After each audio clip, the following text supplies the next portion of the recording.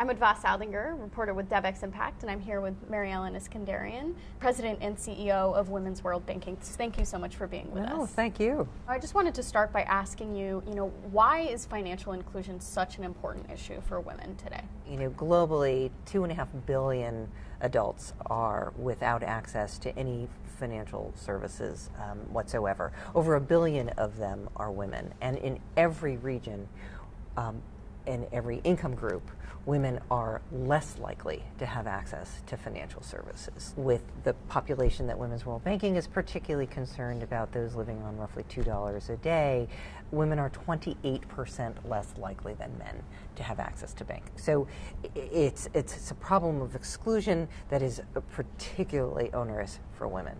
But why it matters is that access to financial services that can not only, as we've heard for generations about microfinance and access to finance. So not only are we talking about access to capital to grow businesses, but for savings accounts, for a family, and a woman usually is the one in the family who is doing the saving, who is accumulating that safety net to buy insurance products, again, against a catastrophic illness, or crop insurance in the case of a flood or a drought. None of those services are available to a quarter of the world's population.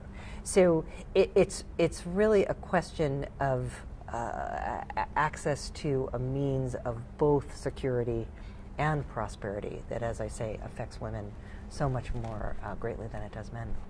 And so then I think the next question is, well, how do you get there? How do you bridge that gap? What are the steps that need to happen? Great. Well, I think we are at a really unique moment in time that a lot of the steps, as you say, that really weren't in place before are kind of lining themselves up very nicely. We have a technological framework now.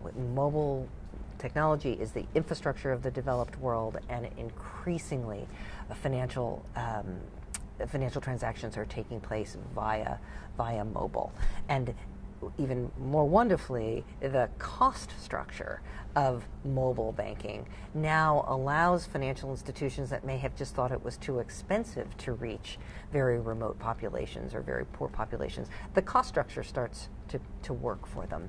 The other very important set of players that are focusing on this in a new way are regulators, and a recognition that financial systems are perhaps more vulnerable to all of those financial transactions taking place outside the formal system than that small percentage, particularly in the developing world, that are under the regulatory control of banking regulators, et cetera.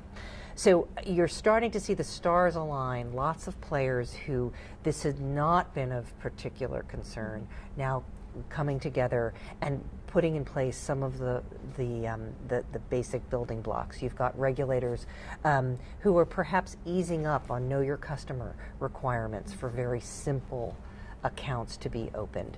You've got banks recognizing this huge market opportunity that is before them. And at Women's World Banking, we're quite focused then on working with those financial service providers who recognize that there is a market here, in helping them design products that meet some very, very specific needs that women very clearly articulate that they're going to need to see in a financial product before they'll buy it. And the two biggies that we always focus on are convenience. Women are very time-starved, will not go out of their way to take on a financial product, and then the ability to be confidential with the data, so that the men in their lives in particular are not aware that they are saving or what they're saving for, but that they can keep that information to themselves. And then the really exciting thing, to get to your point about men, is we're seeing pretty consistently that if you design a product that's easy to use, easy to access, and that is well designed from a woman's standpoint, you're going to find a male market for that product as well. Unfortunately, the reverse isn't necessarily true, but a well-designed product for a woman will be very attractive to men as well.